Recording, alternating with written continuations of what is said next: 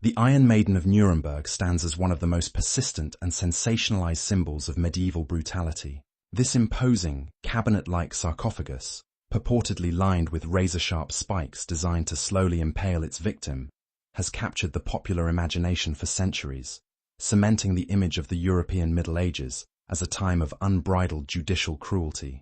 Yet, upon rigorous historical scrutiny, the Iron Maiden is revealed to be a definitive historical fraud, a sophisticated, 19th-century invention meticulously crafted to satisfy the era's fascination with Gothic horror and the perceived barbarism of the past. It is not an authentic relic of medieval torture, but rather an artifact that embodies modern misconceptions about pre-Enlightenment justice.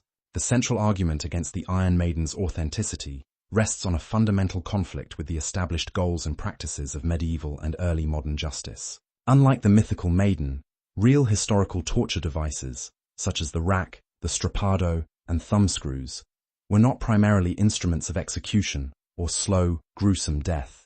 Their principal function was judicial extraction of a confession. The pain they inflicted was intended to be terrifying, but often reversible, with the ultimate aim of compelling the accused to admit guilt.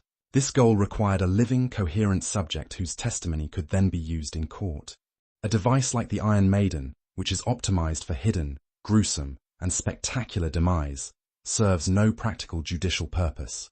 The secret execution and non-testimonial function of the Maiden directly contradict the public, documented, and confession-driven nature of historical torture proceedings. The true origin of the Iron Maiden is not in the dungeons of the 16th century, but in the burgeoning curiosity shops and museums of the early 19th century. The most famous example, dubbed the Iron Maiden of Nuremberg, was verifiably constructed around 1802 in the city it is named after. Historians, most notably Professor Wolfgang Scheld, an authority on the history of criminal law, have conclusively demonstrated that the Maiden was assembled from miscellaneous fragments of old iron fittings and museum pieces. It was not unearthed as a cohesive medieval device, but rather manufactured as a commercial spectacle. The myth found its earliest, though still unverified, foothold in the late 18th century. German philosopher and chronicler Johann Philipp Siebenkees published an account in 1793 referencing a supposed 16th century execution by an Eiserne Jungfrau, Iron Virgin, in Nuremberg. Siebenkees' description, often sensationalized and lacking corroborating evidence, provided the conceptual blueprint for the physical construction that followed a decade later.